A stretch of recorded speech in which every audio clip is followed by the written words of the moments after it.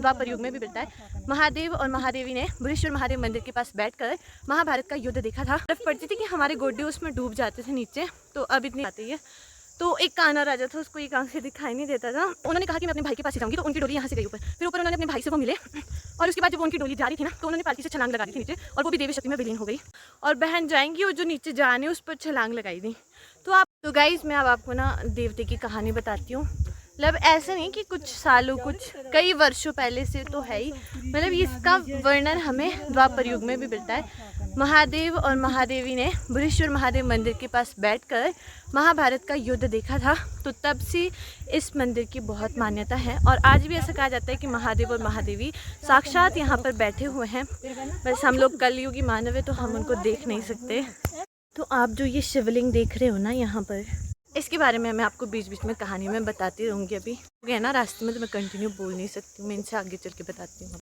तो गाइज ये देख रही हो हमारे साथ वाले लोग, इतने लोग मिल रहे हैं ना मुझे रास्ते में, तो मैं ठीक से वीडियो नहीं बना पा रही, पर मैं आपको बताती हूँ। पता क्या हुआ था, बहुत पहले ना यहाँ हमारे गांव के आसपास, मतलब इधर नीचे वाला जो इलाका है, कहीं पे रहने वाले थे। एक माँ थी, उनके 2 बच्चे थे, एक लड़का और लड़की, और किसी कारणवश उनकी माँ की मृत्यु हो गई थी। तो फिर उनके जो पापा थे उन्होंने दूसरी शादी कर ली थी, तो जो सौतेली माँ थी वो उनके साथ अच्छे से नहीं रहती थी।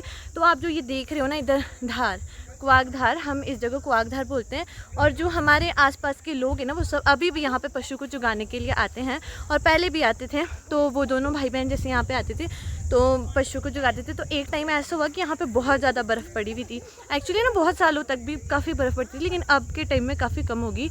मेरे दादू भी मुझे बता रहे थे कि पहले ना गोड्डों तक इतनी बर्फ़ पड़ती थी कि हमारे गोड्डे उसमें डूब जाते थे नीचे, तो अब इतनी नहीं पड़ती।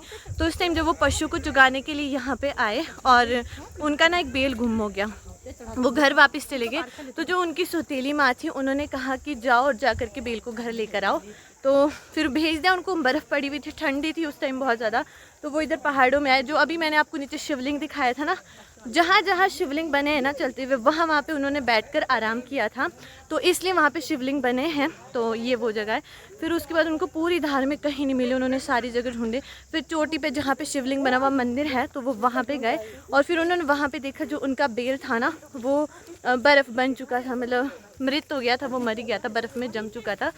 फिर उसके बाद मेरे को थोड़े थोड़े रिश्तेदार भी मिल रहे हैं बीच में। तो जैसे उन्होंने देखा ना कि वो उनका जो बेल था वो बर्फ़ बन चुका था, मर चुका था, तो वो जो उनकी सौतेली माँ थी वो इतनी खतरनाक थी कि डर के मारे वो जा ही नहीं पाए। उनको इतना डर लगा, तो वो खुद वहाँ पे भी देवीय शक्ति में विलीन हो गए।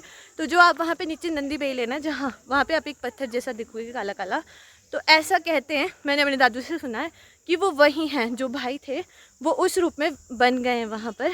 फिर मैंने तो ऐसे भी सुना था कि वो जो उनकी सौतेली माँ थी, जैसे मक्की की रोटियां बनाती थी, तो जैसे पराठे बनाते थे ना अरबी वगैरह के, तो अपने बच्चों के लिए अरबी के पराठे बनाती थी, और उनके लिए ना उसमें राग डाल देती थी बीच में।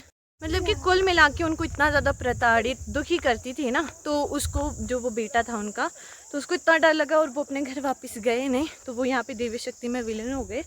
फिर बहुत टाइम बाद जो उनकी बहन थी वो बड़ी हो गई, जवान हो गई, तो उनका जैसे रिश्ता किया ना, तो बताते कि इधर पाली साइड को कोई राजा था, मतलब बहुत सालों पहले की बात है ये। तो एक काना राजा था, उसको एक आंख से दिखाई नहीं देता था, और एक कोई दूसरा भी था। तो उनके बीच में प्रतियोगिता लगी कि जो धनुष से बिल्कुल ठीक निशाना लगाएगा, कोई निशाना सेट किया होगा, तो जो भी लगाएगा उसके साथ उनकी शादी कर देंगे। तो जिसने निशाना लगाया वो अंधा काना राजा था। तो अब उनकी शर्त के मुताबिक उनके साथ में शादी उनकी कर देनी थी। तो फिर जब उनकी शादी हो गई और डोली की विदाई हो रही थी, तो वो जो बहन थी उनकी, तो उन्होंने कहा कि मैं अपने भाई के पास से जाऊंगी, तो उनकी डोली यहाँ से गई ऊपर। फिर ऊपर उन्होंने अपने भाई से वो मिले, और उसके बाद जब वो उनकी डोली जा रही थी ना, तो उन्होंने पालकी से छलांग लगा दी थी नीचे, और वो भी देवी शक्ति में विलीन हो गई। तो जो ना वो भाई बहन ना दोनों देवी शक्ति में विलीन हो गए थे। तो वो दिन ना ग्यास का ही था जब उनकी बहन भी उनसे मिल कर के गई, और उन्होंने छलांग लगा दी थी जान पर नीचे, और कहते हैं कि वो आधा खेत साथ में लेकर चले गए थे। तो फिर उसके बाद वो दोनों भाई बहन अब देवी शक्ति में तो विलीन हो गए थे। तो उसके बाद हर वर्ष जब ये ग्यास आती है ना दिवाली के बाद वाली, तो इस पे दोनों भाई बहनों का मिलन होता है, वो आपस में मिलते हैं। तो वही प्रोसेस होती है। अभी जिनमें हवा आती है ना उनकी, हमारे पुरोहित जी है, एक में भाई की हवा आती है, एक में बहन की हवा आती है। तो अभी 3 बजे वो ऊपर आएंगे। जो मैंने सुबह ग्यास बनाई थी ना, उसको सबको लेकर आते हैं, ऊपर चढ़ाते हैं। और फिर उसके बाद जाएंगे वहाँ पे, वो बैठेंगे। फिर कल सुबह ना 4 बजे जिनमें बहन की हवा थी, भाई मंदिर में बैठेगा और बहन जाएंगी और जो नीचे जान है उस पर छलांग लगाई दी। तो आपको एक बात बताऊँ मैं, मेरे दादू और बताते कि पहले के टाइम पर ना वहाँ पे जो जान है ना पीछे, हम मंदिर के पीछे देखना, अब तो ऊपर फ़ोटोज़ लेना वीडियोज़ अलाउड नहीं है, वहाँ पे बंद कर दिया है। तो वहाँ पे पहले इतना दूध घी चढ़ाया जाता था, वो इतना फिसलना होता था ना, फिर भी वो जिनमें देवी की हवा आती थी ना वो उस पर ऐसे घूमते थे बिना किसी सिक्योरिटी के।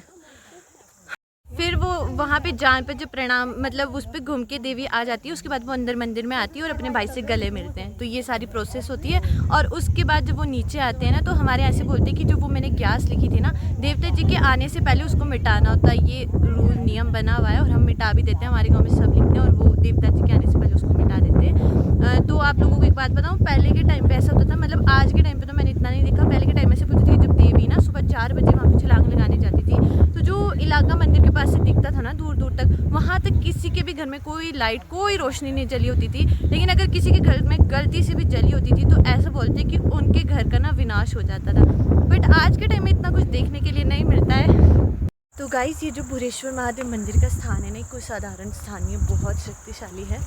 जिनके साथ अन्याय हुआ बच्चों के साथ, उनको महादेव ने अपनी शरण में लिया और उनको दिव्य शक्ति में ही विलीन हो गए वो। तो आप लोग यहाँ पे दर्शन करने के लिए ज़रूर आएँ। महादेव जी यहाँ पे साक्षात बैठे हैं, हम लोग बस उनको देख नहीं सकते हैं क्योंकि हम कलयुगी मानव है। जब द्वापर युग में अर्जुन को भी श्री कृष्ण के विराट स्वरूप देखने के लिए दिव्य दृष्टि दी गई थी, तो हम लोग तो कलयुगी मानव है, हम कहाँ भगवान को साक्षात देख सकते हैं। तो आप लोग दर्शन करने के लिए ज़रूर आना यहाँ पे। ये देखो, इसको पहचाना अपने गुन्नू को। हेलो गुन्नू। हाय। ये बहुत शरीफ सी है, ये स्कूल में पढ़ती है ना, ईशू की फ्रेंड है ये भी।